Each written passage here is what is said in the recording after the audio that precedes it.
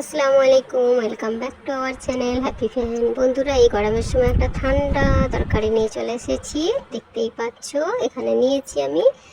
কি বন্ধুরা, এটা কমেন্টে অবশ্যই বলে কিন্তু। তো নিয়েছি ঝিঙে। আজকে ঝিঙে আলু মাছ রান্না করব। এটা একদম ঠান্ডা তরকারি, পেটের পক্ষে অনেক ভালো এই গরমের সময়।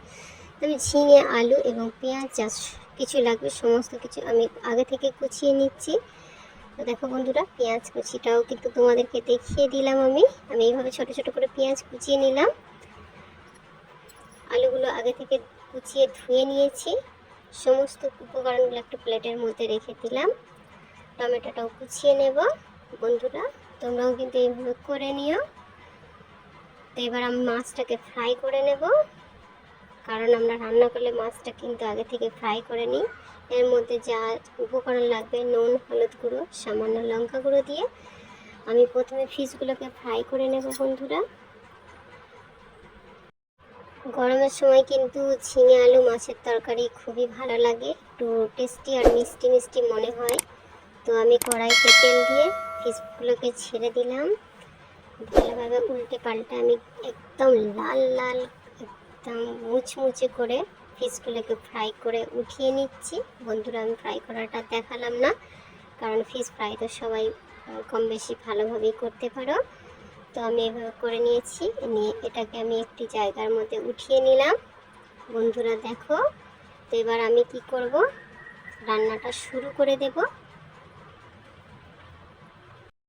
একটা ফ্রাই প্যানের মধ্যে তেল দিয়ে আমি ওভেনটাকে অন করে দিলাম। দিয়ে দিলাম পেঁয়াজ কুচি।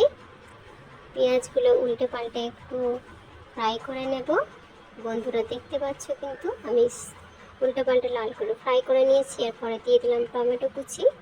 এটাকেও একটু উল্টে পাল্টে নিয়ে এর মধ্যে মশলা দিয়ে দেবো, যেমন হলুদের গুঁড়ো, নুন, লঙ্কার গুঁড়ো, যা যা উপকরণ লাগে আর কি ঝিঙে আলু রান্না করতে, তোমরা কম বেশি সবাই জানো। তো মশলাগুলো দিয়ে আমি আরও একবার নাড়াচাড়া করে নিচ্ছি। বন্ধুরা, এর মধ্যে নাড়াচাড়া করার পরে আমি প্রথমে যেটা হচ্ছে সেটা আমি প্রথমে ঝিঙেগুলোকে সামান্য একটু ফ্রাই করে নেব। সামান্য একটু ফ্রাই করে নিচ্ছি উল্টে পাল্টে। তারপর আমি দিয়ে দেবো এর মধ্যে আলুগুলো, কারণ হচ্ছে ঝিঙে রান্না করার সময় একটু ফ্রাই করে নিতে হয় প্রথমে। তারপর আমি এর মধ্যে আলুগুলো দিয়ে দিলাম। তো বন্ধুরা দেখতে পাচ্ছ, আবারও কিন্তু এটাকে ভালোভাবে আমি নাড়াচাড়া করতে থাকবো বা কষাতে থাকবো। এর মধ্যে দিয়ে দেবো সামান্য গোটা জিরা আর একটু সামান্য গোটা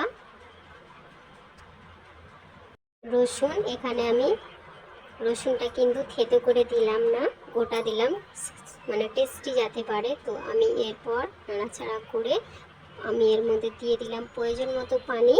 বন্ধুরা, তোমরাও কিন্তু এইভাবে রান্নাটা অবশ্যই করে নিও। এই গরমের সময় অবশ্যই ঝিঙে আলু প্রত্যেকটা মানুষের খাওয়া উচিত, কারণ গরম তো এমনিই খুব কষ্ট, তারপরে মাছ মাংস না হলে তো আমাদের চলেই না। তো এখানে রান্নাটা আমার কষানো হয়ে গেছে। এর মধ্যে দিয়ে দিলাম ফ্রাই করে রাখা মাছগুলো। তোমরা প্রয়োজন মতো দিয়ে নিও, আমার বেশি কেউ মাছ খাবার নেই। তো আজ এই পর্যন্তই, আল্লাহ হাফেজ।